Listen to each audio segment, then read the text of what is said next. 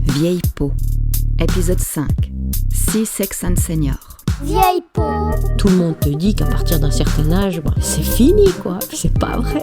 Même à l'oreille, c'est un peu choquant, lâche-moi. C'est aussi cool de pas baiser. C'est tabou, hein. On n'aime pas voir deux vieux corps s'accoupler.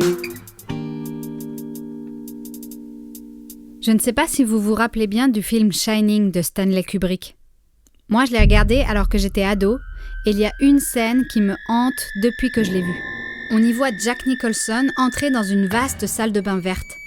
Il découvre au loin une femme dans une baignoire qui se lève et dévoile tout son corps nu.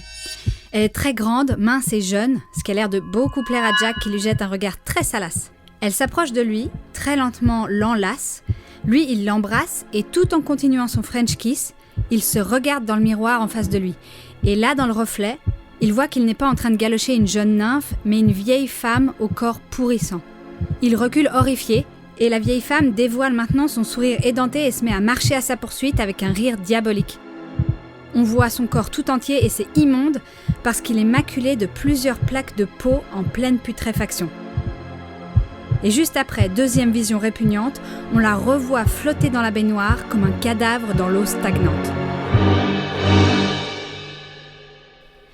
Cette scène a imprimé en moi une impression très forte. D'abord parce qu'à l'époque déjà, je constatais que c'était très rare de voir des femmes âgées nues au cinéma.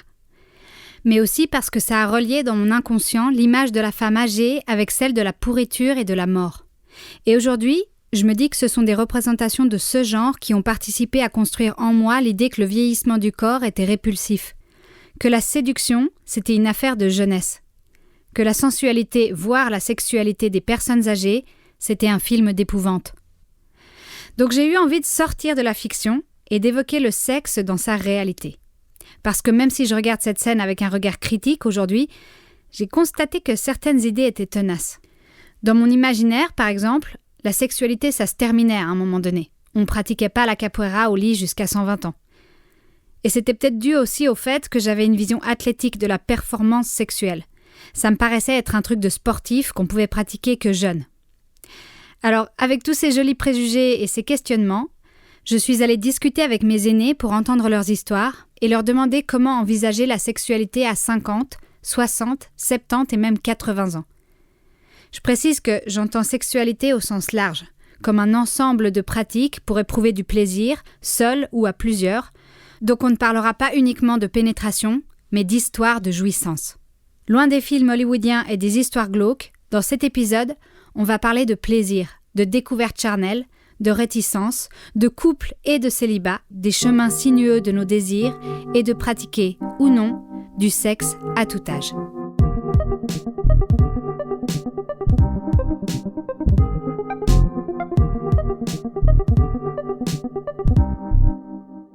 Quand j'ai commencé mes entretiens, j'avais dans l'idée que je voulais parler de sexualité, mais c'était pas si évident d'ouvrir le sujet avec des personnes que je connaissais pas.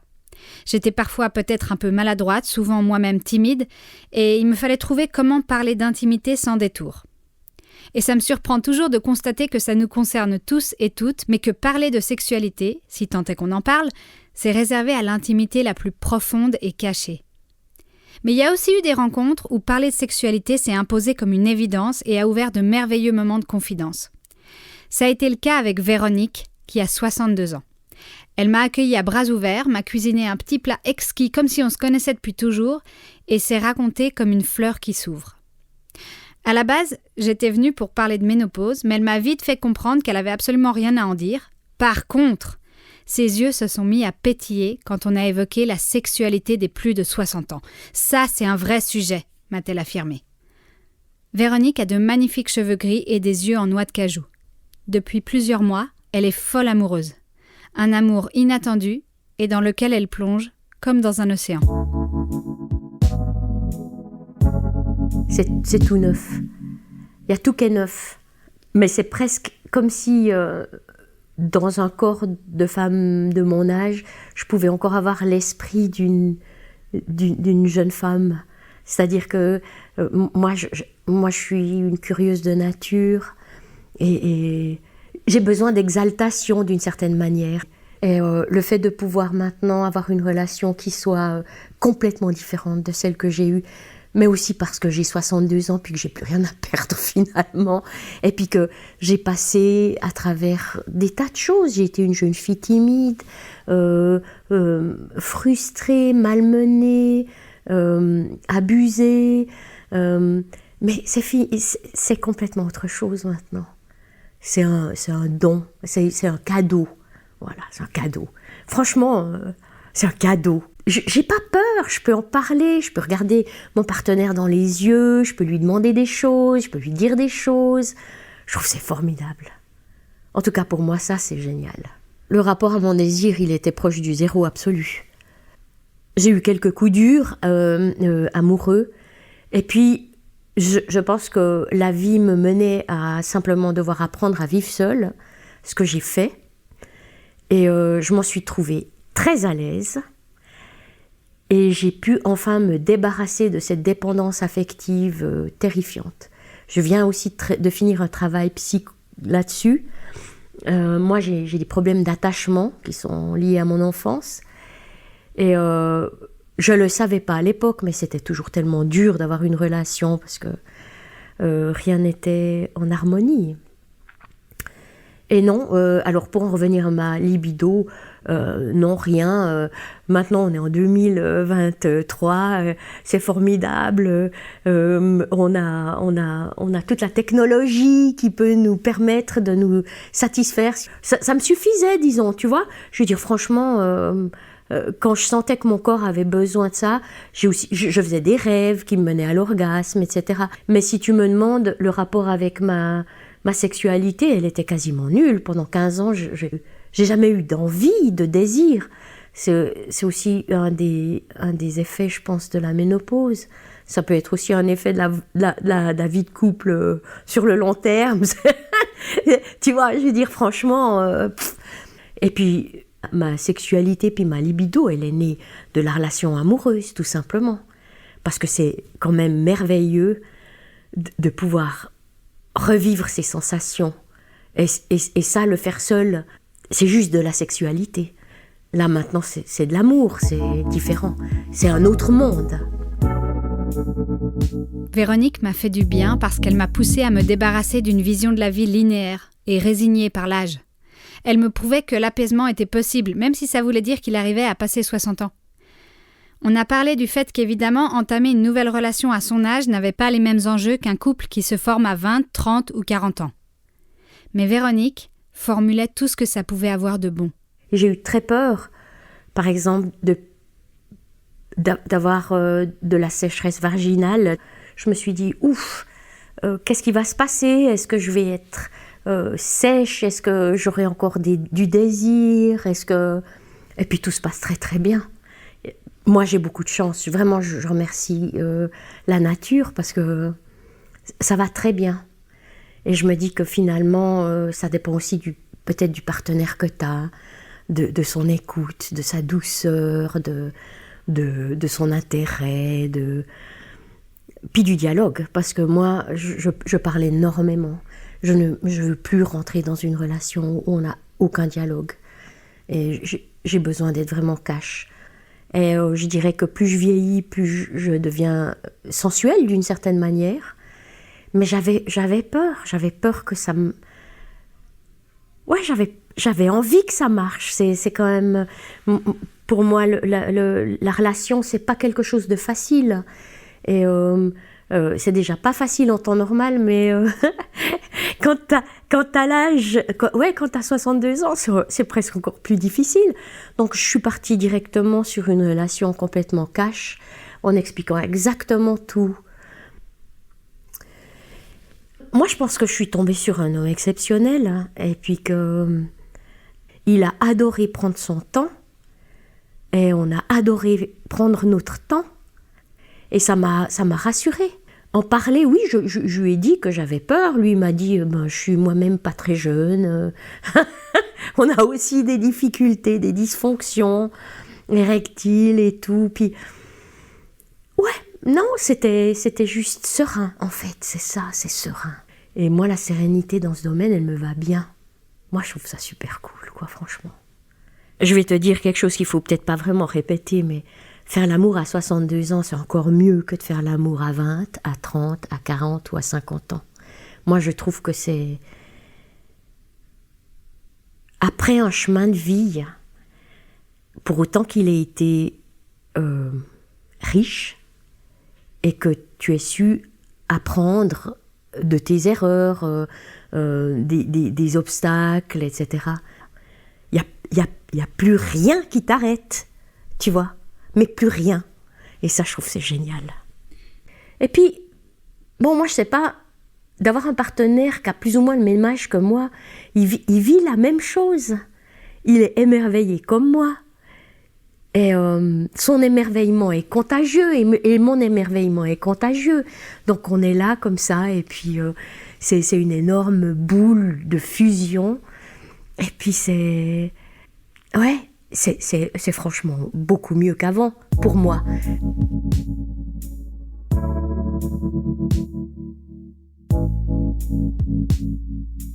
Avec le temps, tu t'apprends à mieux connaître ton corps, bien sûr. C'est très étrange, comme j'avais une bonne relation avec mon corps. J'ai pas eu de problème avec mon corps, mais j'avais de la peine à lâcher prise, en fait, tout simplement. Chose que j'ai plus, mais il faut dire aussi que depuis pas mal d'années maintenant, je pratique du yoga. Le yoga, ça m'a beaucoup aidé aussi à ressentir et aussi à calmer mon esprit. Et pour moi, ça a été une clé, tout simplement. Je pense que ça m'a aussi beaucoup ouvert à une perception complètement différente de l'intérieur de mon corps, pas l'extérieur seulement. Ouais. En écoutant Véronique, je me suis redit que le lâcher-prise, c'était peut-être l'histoire d'une vie. Et particulièrement en Suisse, où il me semble que rien ne nous éduque à nous lâcher. Alors moi, ça me rassure de me dire que peut-être que l'âge peut favoriser cela. Et qu'au gré des ans, non seulement on continue d'apprendre à connaître son corps, mais aussi que notre rapport à lui change. Que nos désirs évoluent, mais aussi nos capacités à les exprimer. Parvenir à définir et nommer ses envies, ça, j'en ai beaucoup parlé avec Marine. Âgée d'un peu plus de 50 ans, elle adorerait pas l'idée de faire partie d'un épisode consacré aux seniors, mais ça l'a fait un peu rire et elle a tout de même été d'accord de me partager son vécu. Marine a commencé par me raconter que sa vie avait pris un nouveau tournant à 50 ans. À la mort accidentelle de son père, elle est tombée dans une profonde dépression, dont elle a fini par sortir après plusieurs années de durs combats. Comme exutoire, elle a publié un livre racontant cette expérience bouleversante. Mais cette longue traversée du désert aura eu malheureusement raison de son couple. Durant un temps, sa nouvelle vie de célibataire l'a alors conduite à découvrir un nouvel univers, celui des applis de rencontres et des plans d'un soir. Quand je m'amuse sur des applications de rencontres, je suis dévastée par les photos des hommes de 50 ans. C'est vraiment... Mais c'est monstrueux, quoi. 90%, c'est pathétique. Bon, alors après, il y a tous ceux qui se mettent en photo à côté d'une voiture, d'une moto, avec leur enfant, avec leur chien. Donc tout ça, ça m'agace. Ou qui ne savent simplement pas se prendre en photo, des espèces de photos où c'est clair que c'est pas le truc qui va les mettre en valeur. Ouais, dans ce qui se propose, en tout cas sur les applis de rencontres au-delà de 55, après, c'est super déprimant, quoi. Parce que quand on passe une soirée à zapper 50 personnes, on est là, mon Dieu, c'est ce chemin que je prends, en fait. Les gens de mon âge, ils vont avoir l'air de ça. Donc, va falloir composer avec ça, j'ai pas envie. J'ai mis 35, 55. Par contre, pas sur Facebook Rencontres, tu choisis pas l'âge. Donc j'ai même des jeunes de 28 ans qui se présentent. Mais je me suis dit, allez, 35. Mais j'ai eu des hommes même plus jeunes que 35. Mais c'est des histoires comme ça. Clairement, c'est le temps d'une soirée. Hein. Les mots de Marine m'ont donné l'impression que les applis de rencontre étaient des miroirs déformants de la réalité, parmi lesquels il fallait savoir interpréter des signes et fermer les yeux sur d'autres si on voulait garder le moral. Mais ce que j'ai aussi entendu, c'est à quel point certaines déceptions lui avaient permis de mieux se déterminer. Parmi les rencontres qu'elle avait faites, j'ai voulu savoir si la sexualité différait beaucoup selon l'âge de ses partenaires. En ce moment, je suis en pétard avec ça et j'ai dit que mon prochain livre s'appellera Les hommes ne savent pas faire l'amour aux femmes. Parce que j'ai beau multiplier les rencontres, je dois faire un constat, c'est que les hommes pensent à leur bite et pensent trop peu aux femmes. Et ça me fait halluciner, en fait. Ça, c'est un triste constat que je fais, à tout âge. Il n'y a pas assez de préliminaires, de caresses, Et en fait, là, j'ai rencontré des hommes, ils me font femme fontaine, par hasard, ça... Mais en fait, ils croient que c'est une jouissance. Et c'est pas une jouissance pour moi. Et ça, c'est aussi un truc... Ils sont là, ouais, je t'ai fait femme fontaine et tout. Je suis là, ouais, mais en fait, c'est pas une jouissance. Mais je pense que tu crois pas à ça, mais faut que tu le saches. Ça me procure pas un orgasme. C'est juste que je perds 1 litre d'eau dans le matelas. J'ai eu un compagnon durant une période plus longue, presque une année quand même. Bah là, vraiment, on a aussi développé une belle sexualité par le fait qu'on apprenne à se connaître, qu'on en parle, qu'il est très ouvert à ça. On est allé 2 fois dans des sex shops acheter plein de jouets. On a fait tout un week-end de tantrisme aussi, c'était vraiment super. Il a 53 ans. Mais il est vraiment dans cette philosophie de développer une large sexualité, une belle sexualité. Du coup, avec lui, j'ai connu autre chose que je pense qu'à ma bite, mais les plans de cul d'un soir comme ça, c'est très limité dans ce que je découvre ou j'apprends. Je suis plutôt déçue, quoi. Et maintenant, je suis un peu dans une phase où j'ai plus envie d'offrir mon corps à bas prix pour être de nouveau déçue. Donc, je suis de plus en plus en train de me dire, oui, ben voilà, je peux peut-être boire des verres avec quelqu'un, flirter un peu, quitte à se rouler des pelles, mais on n'a pas besoin de finir la nuit ensemble, en fait, finalement, parce que je me respecte, et puis c'est pas que je lui dois de lui offrir mon corps après avoir flirté une soirée, non.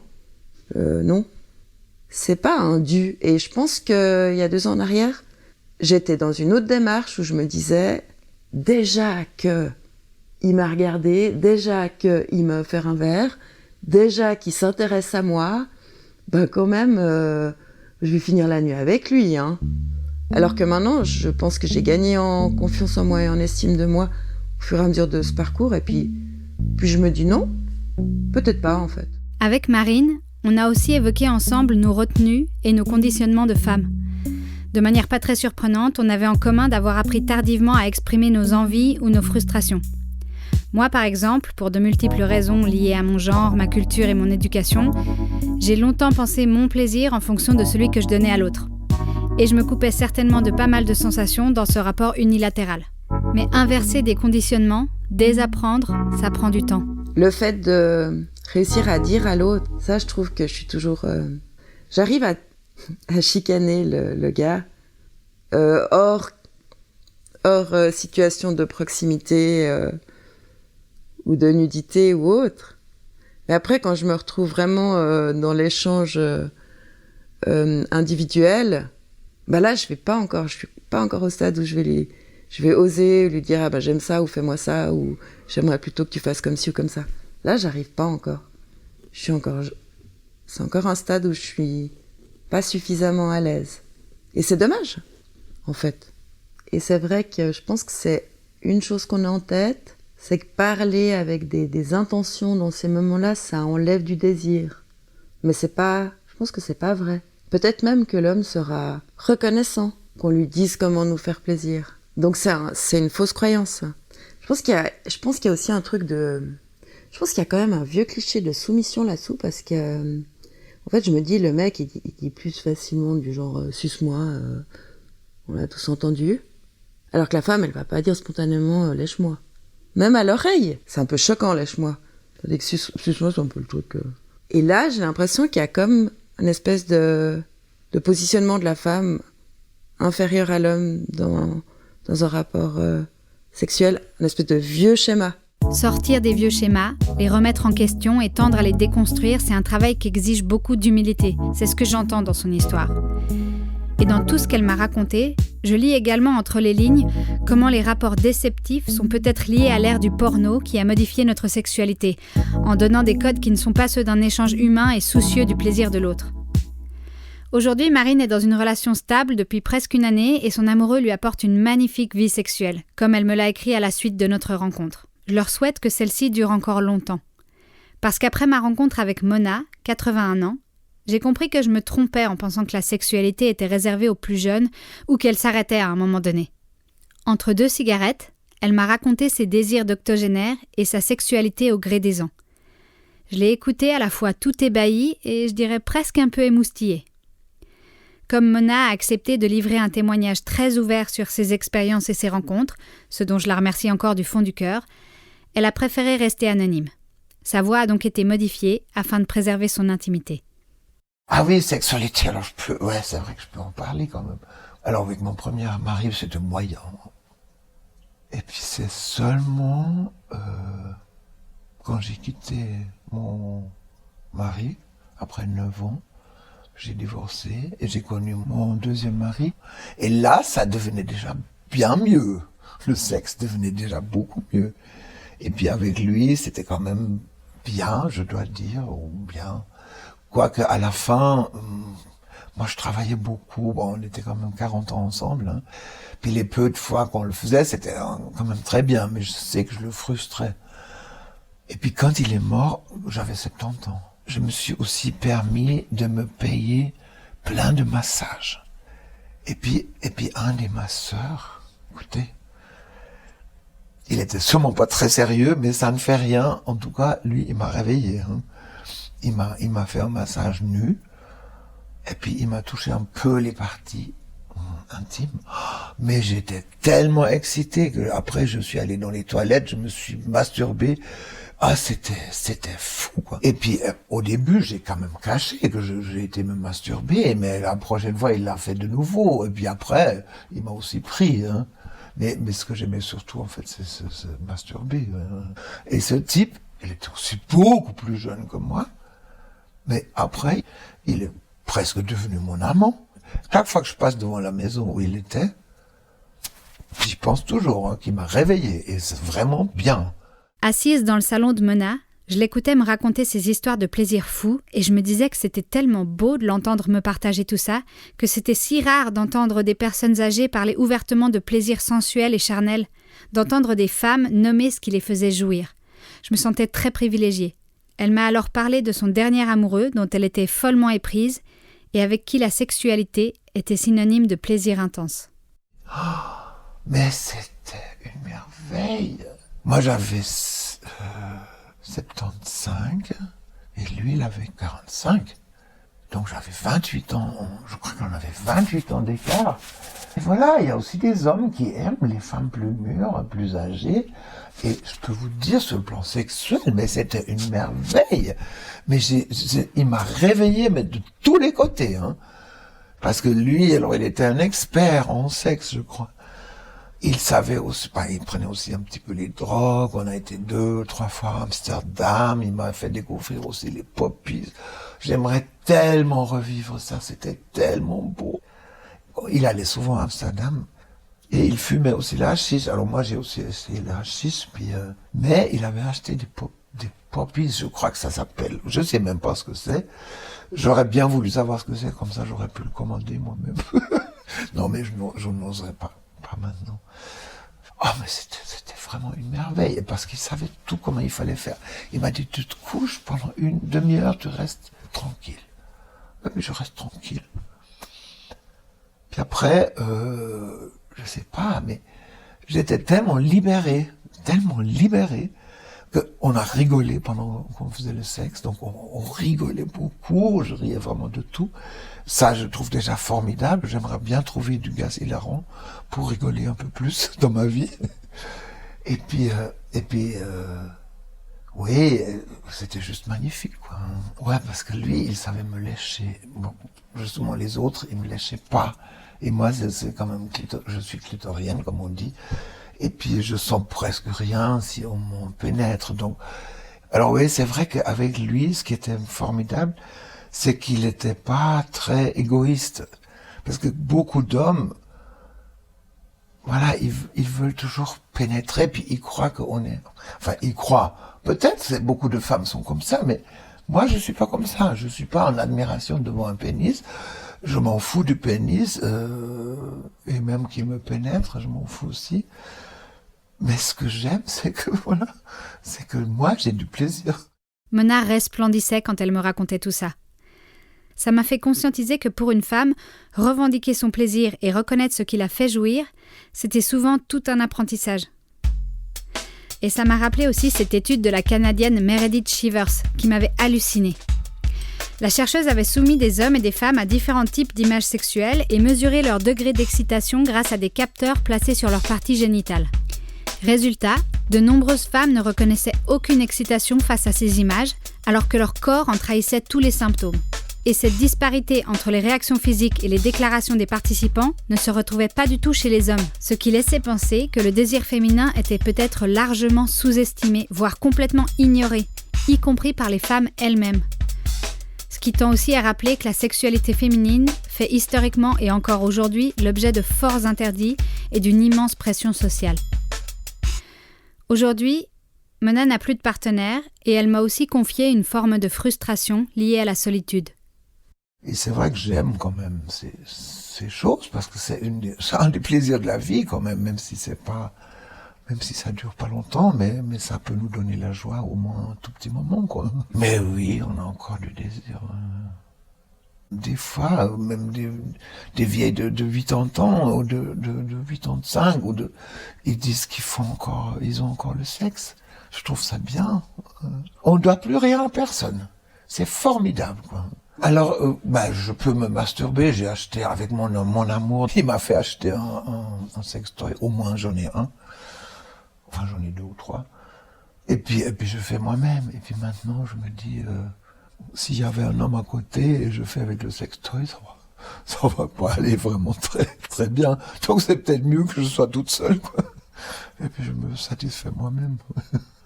Des fois, je me dis, est-ce que je me paye un jeune sorte de gigolo, quoi. Mais il y avait ce magnifique film que j'ai vu avec mes copines sur une femme très très austère, qui va se payer un gigolo. C'était tellement joli. Ah, c'était magnifique, oui. Magnifique parce qu'elle s'est aussi un peu lâchée, hein. Parce que c'est vrai que c'est ça, il faut se lâcher un peu. Après avoir écouté toutes ces histoires, je suis rentrée chez moi, je me suis couchée à côté de mon amoureux, on s'est pris dans les bras, on s'est embrassé tendrement en se disant je t'aime et je me suis endormie. Parce que oui, en ce moment, je vous cache pas que la fatigue vient souvent casser pas mal de ma motivation à faire du rodéo sur matelas. Et puis à 3h du matin, j'ai fait une insomnie. Et je me suis mise à repenser à ce que m'avait dit Marine, juste avant qu'on se quitte. En étant restée si longtemps avec mon mari, forcément, ça je sais pas si c'est une fatalité, mais on avait toujours une sexualité, même genre une fois par semaine, quelque chose de pas non plus tous les tremblements de terre, quoi. Mais c'est clair qu'on connaît tellement bien l'autre, et réciproquement que il y a un bout où on tourne un peu dans les mêmes schémas, et puis aussi un bout où on n'ose pas, c'est ça qui est paradoxal, avec la personne avec laquelle on est depuis si longtemps, on n'ose pas ouvrir certaines portes ou proposer des choses un peu foufou, déjanté au niveau de la sexualité. Une espèce de gêne, je sais pas pourquoi, et c'est bête, ça. Par contre, avec des personnes qu'on connaît peu ou pas, on ose s'autoriser des trucs que je ne me serais pas autorisée avec mon ex-mari. Mais surtout, vraiment ces 2 dernières années, je me dis, mon Dieu, si j'avais pas connu ces 2 dernières années, je me serais arrêtée au stade où j'en étais avec mon ex-mari. C'était pas horrible, mais j'ai tellement appris sur ces 2 années que ça aurait été tellement dommage de ne pas apprendre tout ça. Je me dis. Mais oui, là, j'ai fait un pas de géant. Forcément, ça me trottait dans la tête parce que ça m'avait touché à un endroit particulièrement sensible, moi qui suis en couple depuis plus de 10 ans avec la même personne. Et c'est une vraie question, la sexualité sur le long terme, quand l'âge avance et que le couple dure. Comment est-ce qu'on reste curieux ? Comment est-ce qu'on continue à évoluer ? Et quelle place prend la sexualité au gré des ans ? Le lendemain, j'ai été parler de tout ça avec Annie. Elle est en couple depuis longtemps et elle m'a vraiment invitée à re-questionner pourquoi est-ce qu'on jaugerait la qualité d'une relation en fonction de la fréquence de notre baise. À voir ce qu'on met derrière l'idée de prétendre avoir une vie sexuelle active malgré l'âge qui avance. Annie a le mérite admirable de porter une parole qui n'est pas très valorisée, parce qu'on idéalise beaucoup le couple. Il est souvent placé comme le but dans une vie, alors qu'on pourrait re-questionner sa place et sa fonction. Le sujet reste néanmoins délicat et sensible pour le mari d'Annie. Annie, c'est donc un nom d'emprunt, car elle a préféré rester dans l'anonymat par respect pour son partenaire concerné. J'entends des bribes, j'entends certaines voix qui disent un peu comme moi aussi, ou qui portent cette parole-là, qui disent bon, c'est ok de pas baiser quoi, enfin ça va. Mais dans la balance, il y a quand même toujours ce truc de la performance sexuelle, quoi. Toutes ces femmes, beaucoup, mais des hommes aussi, qui essayent de rester dans la course, dans le truc un peu de la bonne meuf. Et si c'est pas ça, c'est toujours d'avoir toujours ce panneau qui te sauve, comme ça, en disant « Oui, mais je suis active sexuellement, je baise encore, en fait, c'est ça que ça veut dire », qui te permet de dire « Ah ouais, mais ça va, t'es pas si vieille que ça, quoi. » Et en fait, t'es là, puis t'as envie de dire « Mais en fait, c'est tant mieux pour toi, enfin, tu vois, c'est cool, mais je comprends pas très bien cet étendard. » Et je pense qu'en réalité, il y a plein de gens qui mentent, pour être très sincère. Je ne doute pas qu'il y ait plein de femmes de 50 plus, voire 60 plus, qui soient encore actives sexuellement, mais notamment, alors les meufs qui sont, dans mon cas, en couple avec la même personne depuis passé 20 ans, parce qu'il y en a encore, c'est pas franchement la rigolade, enfin tu baisses pas à la hussarde dès que tu te vois, quoi, enfin tu vois, c'est pas... Donc là-dessus, puis moi j'essaye d'arriver un peu sur ce terrain avec des copines, notamment celles qui sont en couple depuis longtemps, et puis il y a vraiment une volonté d'essayer encore, tu vas voir des thérapeutes, tu vas voir des sexologues, puis des fois t'as envie de dire, mais en fait pourquoi tu laisses pas pisser, quoi, enfin, c'est aussi cool de pas baiser. Puis en fait tout à coup je me suis beaucoup questionné sur cette injonction à rester dans la course du sexe, quoi. Et puis que si tu baisses pas, c'est une souffrance. Ça, c'est chiant.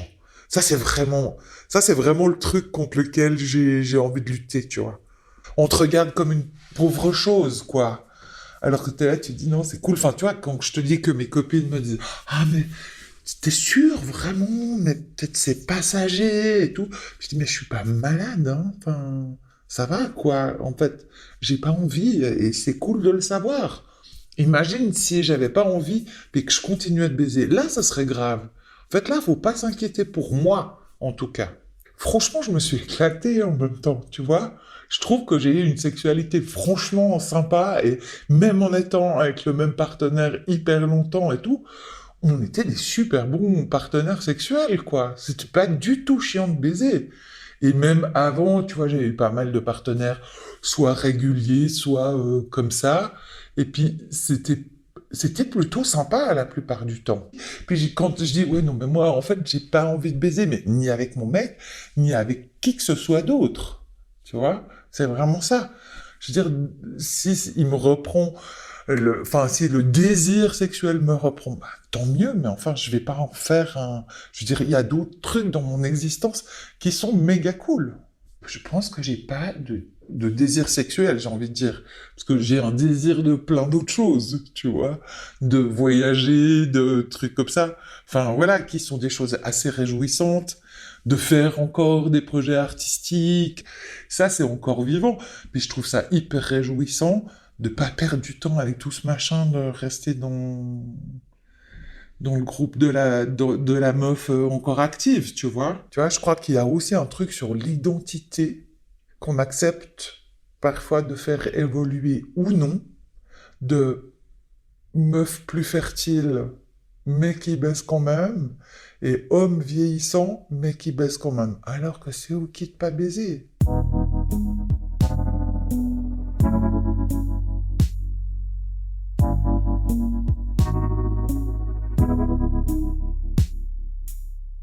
Bon, alors après, intimement, c'est compliqué, hein, tu vois, parce que j'ai quand même un partenaire qui est pas exactement là où je suis, moi, maintenant. J'ai conscience de ça. Mais que ça puisse provoquer une souffrance.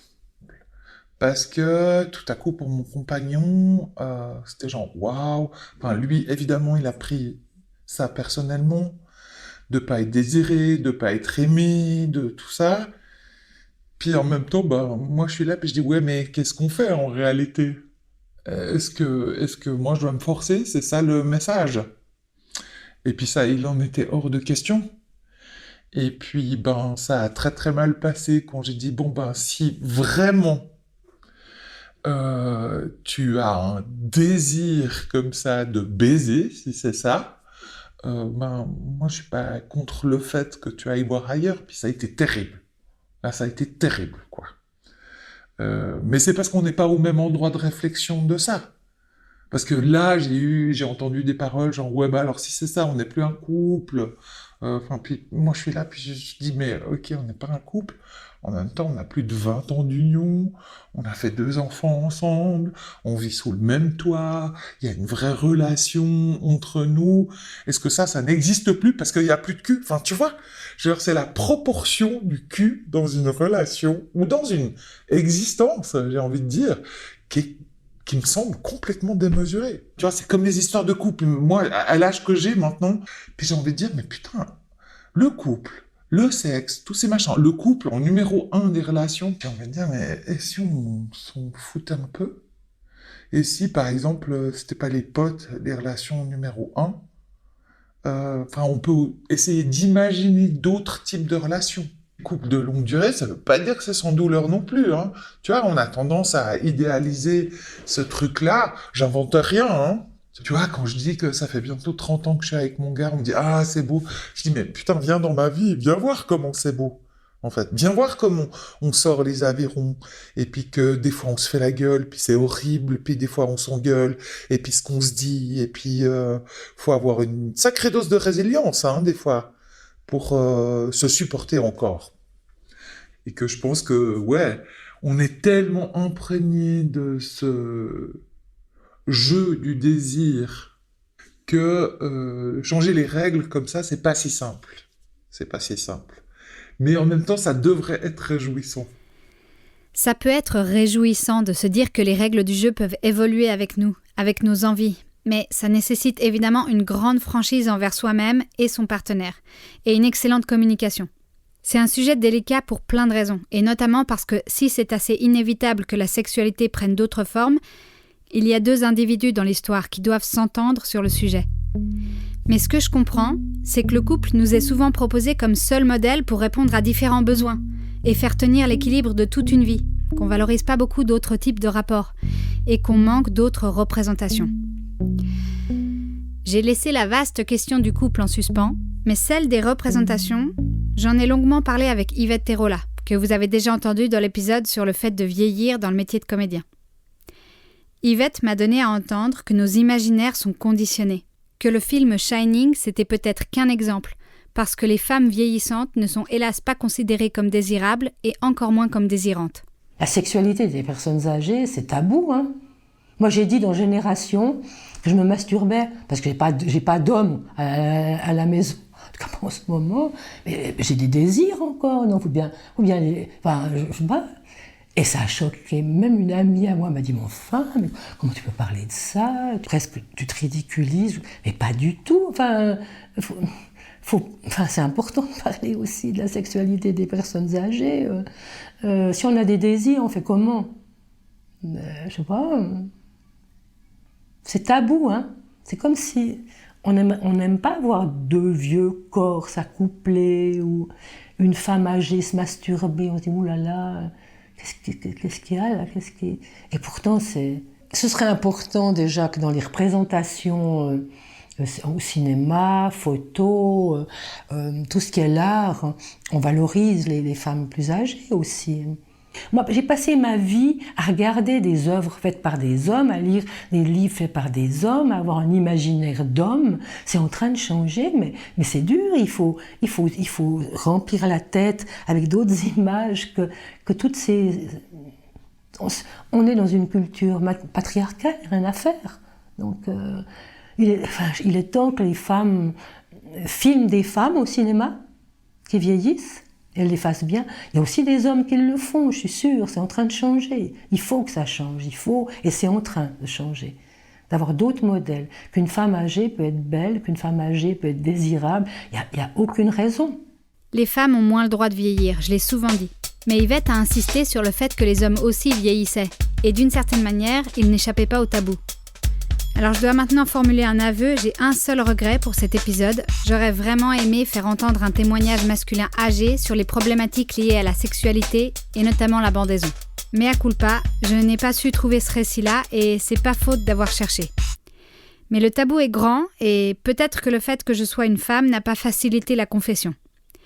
Je regrette de ne pas pouvoir donner de la place à ce témoignage parce qu'il me semble tellement important de pouvoir dédramatiser ensemble sur cet aspect de la sexualité, à tout âge d'ailleurs. Je ne sais pas si les hommes parlent si facilement que ça du fait qu'ils peuvent plus, qu'ils bandent plus, qu'ils ont plus le... que ça doit être compliqué. Hein. Moi j'ai eu une histoire avec quelqu'un, c'est un peu la honte. Il n'en parle pas, même si la femme est tout à fait compréhensive et non seulement ne se moque pas, mais dit qu'il y a d'autres façons de faire l'amour la pénétration, ce n'est qu'une partie de la sexualité. Il y a tellement d'autres possibilités. Ce serait justement l'occasion, vieillissant, d'expérimenter la douceur, la sensualité. Il y a un livre que j'adore, La puissance de la douceur. Ça peut aussi s'appliquer à la sexualité. Il faut que les hommes comprennent ça. Mais beaucoup d'hommes, surtout de ma génération, pour eux, c'est bander, pénétrer. Pour eux, c'est ça. La virilité. Et s'ils ne peuvent plus bander, ils sont plus virils. Et c'est con. Ils sont aussi pénalisés que nous dans les stéréotypes. C'est ça qu'il faut qu'ils comprennent aussi quand ils sont pas contents, tous les masculinistes là le retour de bâton comme on dit. Hein. Et les couples parlent pas de sexualité encore. C'est encore quelque chose de... C'est comme si tu touchais à ça, c'est comme si tu... c'est bizarre, hein. Mais même par rapport aux enfants. J'avais encore une sexologue qui disait l'autre jour, dans les familles, c'est le sujet qu'elle m'a abordé, la sexualité.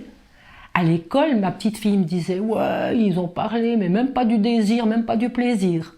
Ils ont parlé de la reproduction, ils ont parlé de tout, mais pas le fait que tu peux faire l'amour en ayant du plaisir, et puis parler de ça. Il faut continuer à parler de sexualité, entre nous, entre amis, en famille, entre partenaires, entre amoureux, entre amants. Sortir de la solitude, de la gêne et de la honte et approfondir la joie. Et en parlant de joie, j'ai envie de finir cet épisode avec les mots de Mona et ceux de Véronique.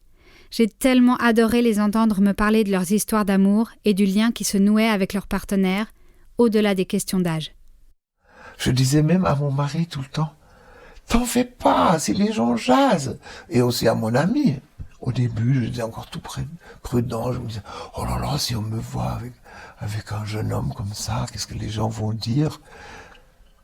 Et puis après, 2-3 fois, le premier soir, je l'ai pris déjà à la maison, on a déjà fait l'amour. Puis la troisième fois qu'on est sorti, il m'a déjà mis le bras autour de l'épaule. Puis il me dit, ah, c'est un progrès, j'ai le droit de te mettre le bras sur l'épaule. Je dis, oui, je m'en fous.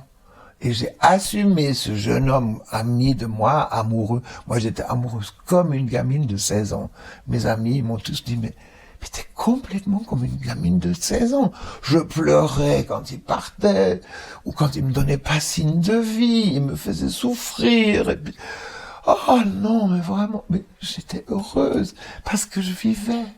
C'est vivre ça, hein. Pleurer, ne pas pleurer, être heureuse, c'est ça, quoi. Mon partenaire, je le connais depuis que j'ai 25 ans. Mais on s'est perdu de vue. Il n'était pas fait pour moi à cette époque-là. Il était un peu rigide. Puis moi, j'étais un petit peu exaltée. Il a fait sa vie. Il est musicien, il est un artiste.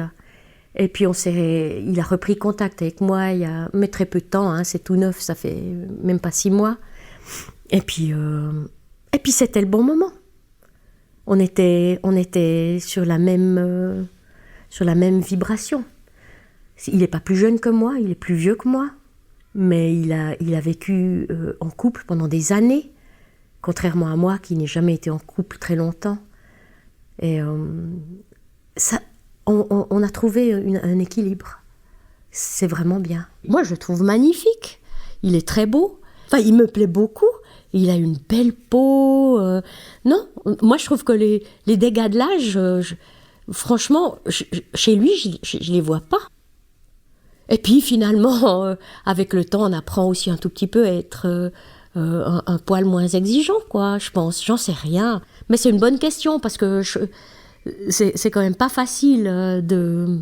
Enfin, c'est quand même une question que moi, je me suis longuement posée. Moi, sortir avec des gens plus jeunes que moi, ça n'a jamais été mon truc. Mais je peux tellement comprendre. Parce que c'est quand même super appétissant, quoi, un jeune homme ou un beau corps, un corps jeune. Les hommes, d'ailleurs, s'y trompent peu. Souvent, ouais, c'est ce qu'ils vont rechercher. C'est tellement agréable, une peau ferme, etc.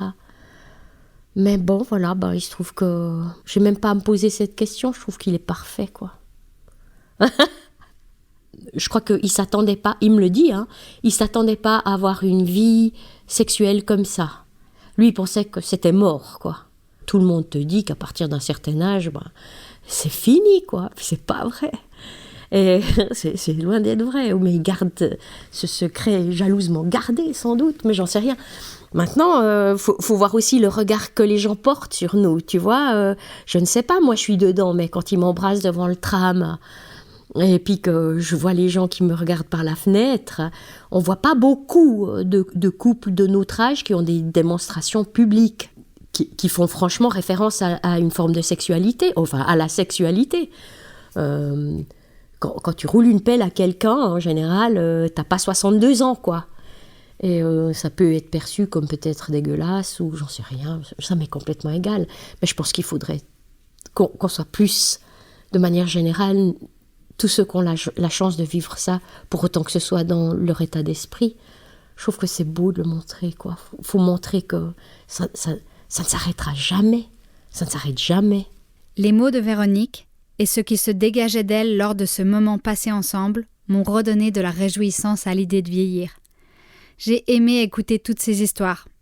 Elles m'ont montré que, comme le dit la merveilleuse Annie Ernaux, la sexualité est un moyen de découvrir des choses qu'on ignorait sur soi, sur le monde. C'est la manière la plus forte de le faire. Je sais que c'est pas simple d'oser formuler, d'oser avouer, de partager ses fragilités, d'aller vers son désir, d'oser exprimer ses envies, ses limites aussi. Alors c'est nécessaire d'entendre que nous avons des préoccupations communes, des doutes similaires et qui sont légitimes. Ces récits m'ont donné de l'entrain. Ça m'a rappelé que la vie est pleine de rebonds et d'inattendus. Après avoir écouté toutes ces histoires, j'entends aussi à quel point ma génération, et sûrement celle qui me précède, sont celles qui doivent désapprendre, déconstruire des automatismes pour vivre une sexualité épanouie. Et tout ça me fait rêver à un futur enviable. Je suis très curieuse de savoir ce que les nouvelles générations diront plus tard, celles qui grandissent avec la notion de consentement, en sachant ce que c'est qu'un clitoris, sa forme, sa place et sa fonction. Celles qui apprennent tôt que la sexualité ne repose pas seule sur la pénétration, que le plaisir peut se donner et se trouver de 1000 autres façons. Celles qui se construisent avec l'idée que le couple n'est pas le seul garant de l'équilibre d'une vie, qui évolue avec d'autres formes de représentation du désir et de la séduction. Celles qui conscientisent que verbaliser ses envies et ses limites ne diminue en rien la jouissance.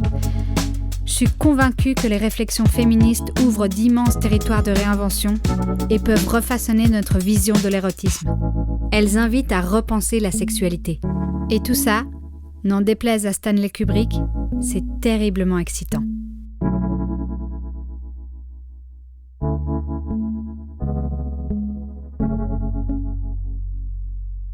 Dans le prochain épisode, on va continuer à regarder nos corps vieillissants au plus près de nos plis et de nos rides. S'ils enchantent certains et certaines, j'ai souhaité aller rencontrer ceux et celles pour qui vieillir devient une forme de souffrance, et qui ont donc fait le choix de freiner la course inexorable du temps, moyennant l'aide des injections ou du bistouri.